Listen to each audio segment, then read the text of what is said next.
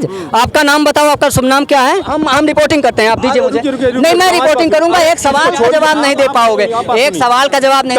कमी कहाँ से रह गई? कमी कहाँ से रह गई? पार्टी स्तर से मैं बात करने नहीं आया, पार्टी स्तर से मत बात करिएगा मुझे। मुझे एक हिंदू, एक साधु, एक सनातनी, एक राष्ट्रवादी और सबसे बड़ी बात एक भारतीय समझ के बात करना, ठीक है? तुम्हारा जो भी माइक होगा एक भारतीय समझ के बात कर। अखिलेश यादव जी एक बार कह दें कि मुस्लिमों को जो विशेषाधिकार दिया जा रहा है, विशेष आरक्षण दिया जा रहा है, उसको समाप्त करके। हाँ, लेकिन अयोध्या की सीट को लेकर तकलीफ है, ये उनको हार जाना चाहिए था, बढ़िया से हारना था। अवधवासियों को लताड़ देना चाहिए था। लेकिन अवधेश पासी को अगर स्टाम्प पेपर पे लिख के देता हूँ मैं, दिवाकराचार्य महाराज, अगर अयोध्या से अवधेश प्रसाद जी को नहीं हरा दूंगा ना, वो इस्तीफा दें, और यदि मैं उनको नहीं हरा पाया ना उपचुनाव होने के बाद, तो मैं इसी अयोध्या में सरयू जी में जाकर जल समाधि ले लूँगा। ये वचन है। पहले तो मैं पूरे भारतवासियों को प्रणाम करता हूं, और मैं वो करुण कुनंदन जानता हूं जो आज भारत महसूस कर रहा है। मैंने खुद वो दर्द और वो पीड़ा महसूस किया है और निरंतर महसूस कर रहा हूं। वह समाप्त होने वाला है रविवार को, जब नरेंद्र दामोदर दास मोदी मैं ईश्वर की शपथ लेता हूं, यह पूरे विश्व में सुनाई देगा। और ये जनास्था है लोकतंत्र में जनता जनार्दन होती है, और जनार्दन अपना आदेश देती है तो वह स्वीकार किया जाता है। और लोकतंत्र में जो चुना जाता है वो लोकतंत्र के मंदिर में जाने वाला देवता के स्वरूप में होता है, उसका सत्कार है, आदर है, सम्मान है। अपितु बावजूद इसके कि जीत के स्वाभिमान में आइए, यह अच्छी बात है, लेकिन जीत के अहंकार में मत आइए। जिस अयोध्या ने आपको जिताया है ना, उस अयोध्या के ही जनाधार से दुनिया की सबसे बड़ी भारतीय जनता पार्टी आज भी है। और आप एक लोकसभा जीत गए तो आप इतने अहंकार में आकर कह रहे हैं कि मैं जो है नरेंद्र मोदी जी आए मेरे साथ लड़े, नरेंद्र मोदी जी हमसे डर गए। अरे महाराज, फूंक मार के पहाड़ नहीं उड़ाया करते हैं, तत्क्षण में ही समाप्त हो जाइएगा, शरीर ठंडा पड़ जाएगा। ऐसी स्थिति में आप नरेंद्र मोदी से ना लड़िए, आपकी उम्र भी जर्जर है। मैं तो शुभकामनाएं देता हूं कि आप 5 वर्ष तक जो है इस लोकतंत्र के सांसद बने रहें इस लोकसभा के। लेकिन नरेंद्र मोदी जी को जब आप ललकारेंगे ना, तो मेरे जैसा भारत का हर युवा आपको ललकार के कहेगा कि अगर आप में क्षमता है और शक्ति है ना, तो आइए मुझसे लड़ जाइए। और अगर जमानत न जब्त करवा दिया ना, तो मैं भी अयोध्या से दिवाकराचार्य महाराज नहीं, जीते जी समाधि ले लूँगा, जीते जी अयोध्या के सरयू में समाधि ले लूँगा। आइए स्टाम्प पेपर पे लिख लीजिए, स्टाम्प पेपर पे लिख के देता हूँ मैं, दिवाकराचार्य महाराज, अगर अयोध्या से अवधेश प्रसाद जी को नहीं हरा दूंगा ना, वो इस्तीफा दें, और यदि मैं उनको नहीं हरा पाया ना उपचुनाव होने के बाद, तो मैं इसी अयोध्या में सरयू जी में जाकर जल समाधि ले लूँगा। ये वचन है, ये वो वचन है ना, रघुकुल रीत सदा चली आई, प्राण जाए पर वचन न जाई। अपने राजा रामचंद्र जी की कृपा मान जान के और उन्हीं के बल से अभिमान में आके यह कह रहा हूँ, अगर आप में क्षमता हो तो मोदी को ललकारना बंद करिए और इस्तीफा दे दीजिए जाकर कलेक्ट्रेट में, और आइए मुझसे लड़िए, मुझसे दिवाकराचार्य से लड़िए। जमानत जब्त करवा दूंगा, वो जमानत भी आपको उन्हीं गरीबों को मिलेगी जिन गरीबों के आस्था के साथ आपने खिलवाड़ किया ऐसे खटाखट करके। वो 25,000 रुपए उन गरीबों में ना बंटवा दिया ना, तो मैं भी दिवाकराचार्य नहीं। लेकिन देखिए, मुद्दा तो बनाया गया था मंदिर का, मुद्दा बीजेपी भरपूर लेना चाहती थी, लेकिन कहीं ना कहीं तो कमी रही। ये मुद्दा तब से है ना जब भारतीय जनता पार्टी मात्र 2 सीट पर थी, ठीक है। और आज दुनिया की सबसे बड़ी पार्टी यदि है ना, तो भगवान राम की वजह से है। ये जनाधिकार उनका है, ये जनादेश, ये जो इतना बड़ा विराट स्वरूप भारत के रूप में मोदी जी के साथ दिख रहा है। आज भी मोदी जी 303 सीटों के साथ ना पूर्ण बहुमत से भी ज़्यादा शपथ लेने। कहाँ पूर्ण बहुमत है? पूर्ण बहुमत 303 सीटें आई हैं नरेंद्र मोदी जी की। और आप किसकी बात कर रहे हैं? जो मत 99 पे अटक गए, 99 पे ठंडा पड़ गए, उनकी बात आप करते हैं? ये बहुत बड़ी पार्टी हो गई क्या? और रही बात अखिलेश यादव जी की, तो अखिलेश यादव जी एक युवा नेता हैं, वो भी हमारे अपने हैं। हमें ये बात की तकलीफ नहीं है कि अखिलेश यादव जी 37-38 सीट निकाल लिए। हाँ, लेकिन अयोध्या की सीट को लेकर तकलीफ है, ये उनको हार जाना चाहिए था, बढ़िया से हारना था। अवधवासियों को लताड़ देना चाहिए था। लेकिन अवधेश पासी को अगर इतना गुमान आ गया है ना, अहंकार में आ गए हैं ना, तो फिर आएँ लड़के देख लें। तो ऐसा नहीं लगता कि कहीं ना कहीं अयोध्या वासियों के दिल में कुछ तो कमी रह गई, जो छवि नहीं बना पाए मोदी जी? और चुनाव यहाँ से हार गए। भैया ये मोदी जी की ही छवि है ना कि आज अयोध्या अपने आप में एक वैश्विक पहचान रखता है। किसी सांसद विधायक के नाम से थोड़ी ही जानी जाती है, राजा राम जी की वजह से जानी जाती है, राम जन्मभूमि की वजह से जानी जाती है, हनुमानगढ़ी की वजह से जानी जाती है।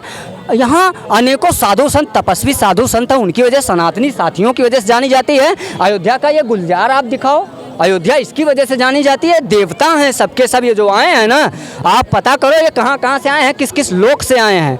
ये देवता हैं, देवता यहाँ आ रहे हैं महाराज। पूरी अयोध्या भरी है।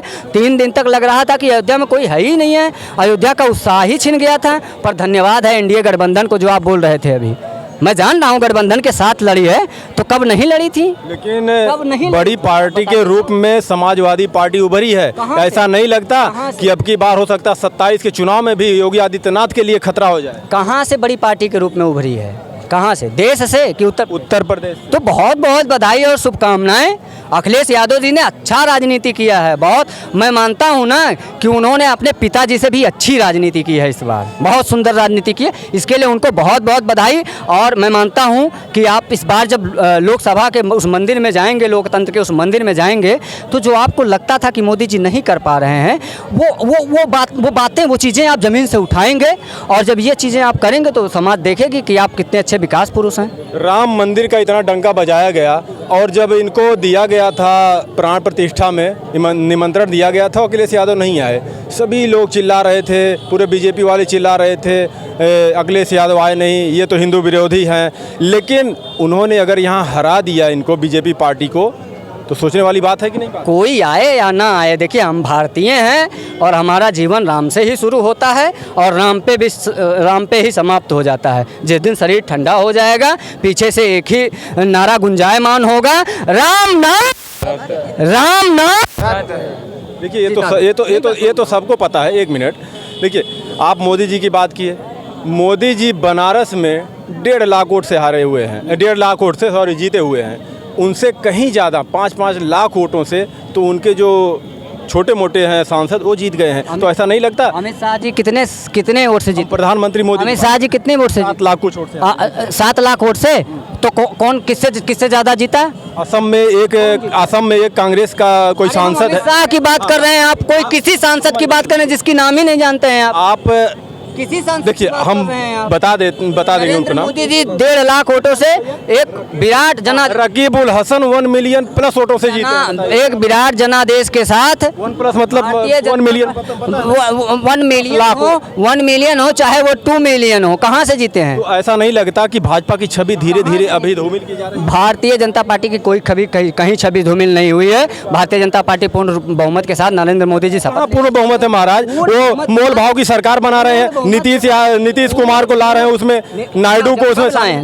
नीतीश कुमार जी कब आए हैं भारतीय जनता पार्टी में? अभी आए ना, प्रवक्ता बना के रख दिया एकदम राजनीति का। राजनीति तो राम मंदिर पे शुरू से हुआ स्वामी जी। राम मंदिर पर राजनीति का विषय नहीं था, नहीं है, बिल्कुल नहीं, लेकिन किया गया।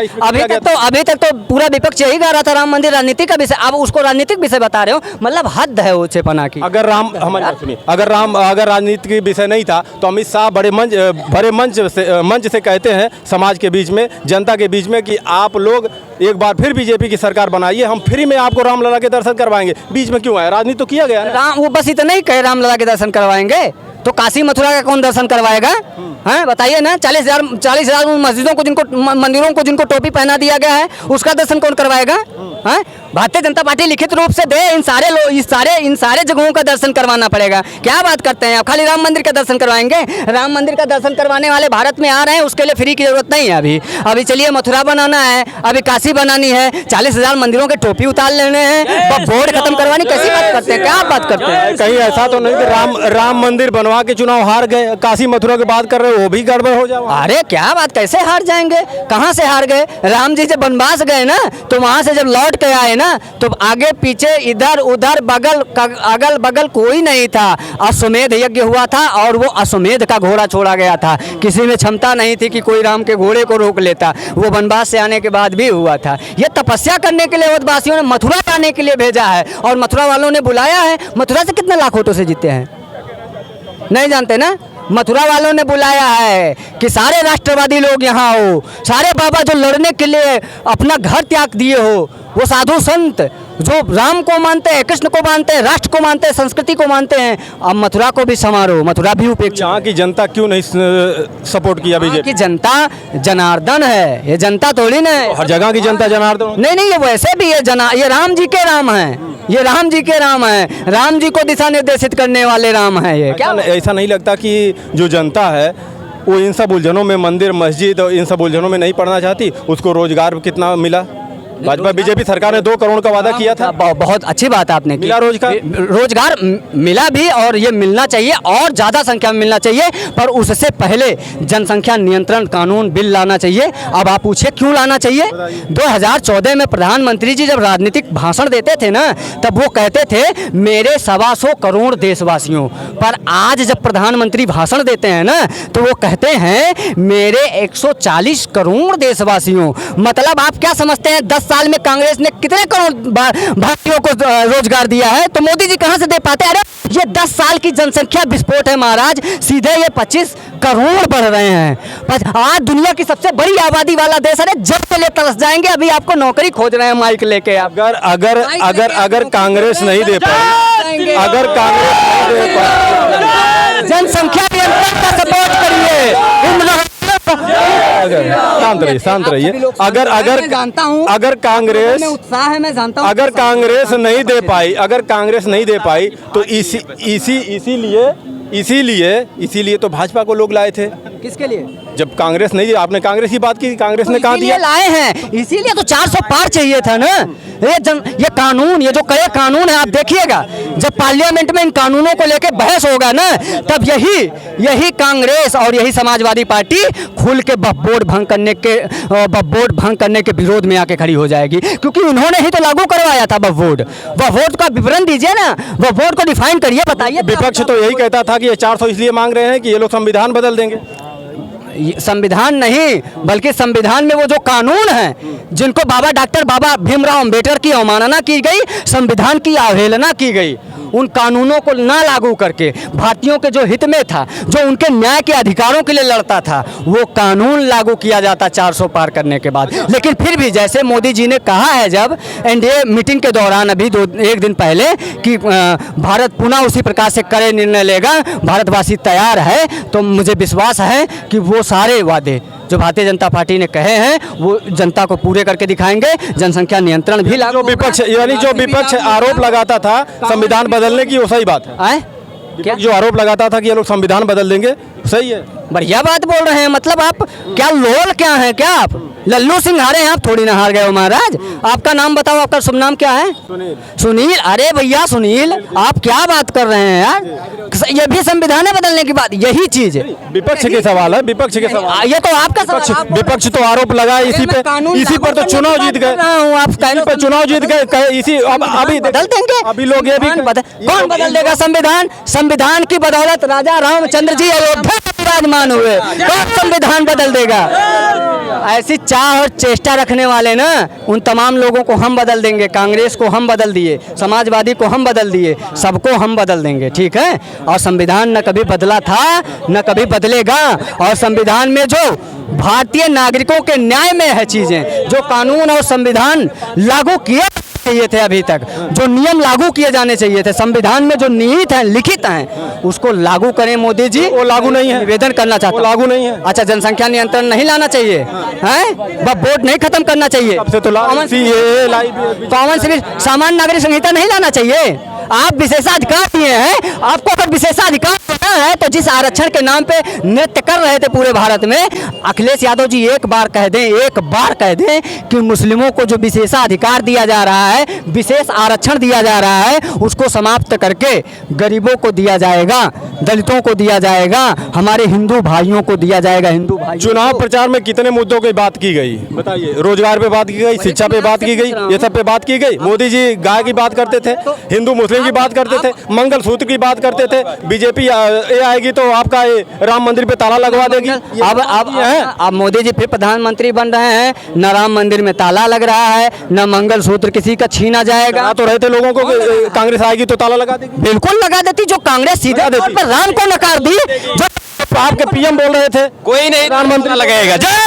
अरे यार, जब जो कांग्रेस राम को नकार दिया, जिस कांग्रेस ने ये कहा कि राम है ही नहीं अस्तित्व में, जिस कांग्रेस ने ये कहा कि राम सेतु नहीं है, उस कांग्रेस की आप विश्वास करते हो कि वो राम के साथ है क्या? जब इतना विरोध करती थी कांग्रेस, तो फिर कैसे यहाँ से सपा निकाल लिया? सुनील जी, आप कह रहे हैं, इन्होंने कहा कि मैं जातीय जनगणना कराऊंगा। कमी कहाँ से हुई? जातीय जनगणना ये बताइए, चलिए। कर रहे हो जातीय, हम रिपोर्टिंग करते हैं, आप दीजिए मुझे। रुकिए, नहीं, मैं रिपोर्टिंग करूंगा, एक सवाल का जवाब नहीं दे पाओगे, एक सवाल का जवाब नहीं दे पाइएगा। कमी कहाँ से रह गई? कमी कहाँ से रह गई? पार्टी स्तर से मैं बात करने नहीं आया, पार्टी स्तर से मत बात करिएगा मुझे एक हिंदू, एक साधु, एक सनातनी, एक राष्ट्रवादी और सबसे बड़ी बात, एक भारतीय समझ के बात करना, ठीक है? तुम्हारा जो भी माइक होगा, एक भारतीय समझ के बात करना। कमी कहाँ रह गई? कमी कहाँ रह गई? इतना प्रोपेगेंडा फैलाने के बाद भी भाजपा यहाँ से हार गई। 303 सीटों से मेरे भैया, मेरे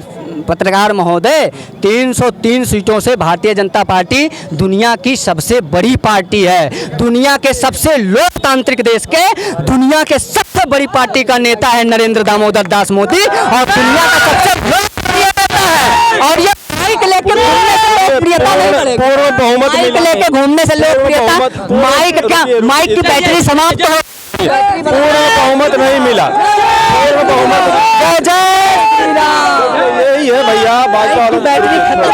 यही है। देखिए, जब इनसे सवाल करो तो ये जय श्री राम के नारे लगाते। बाबा जी एक मिनट। बाबा जी भैया चले गए यहाँ से। अब भैया बाबा जी से क्या बात करें हम। बाकी आप सभी लोग बाबा जी की बातों से कितने सहमत हैं, इस पर कमेंट जरूर दीजिएगा। धन्यवाद।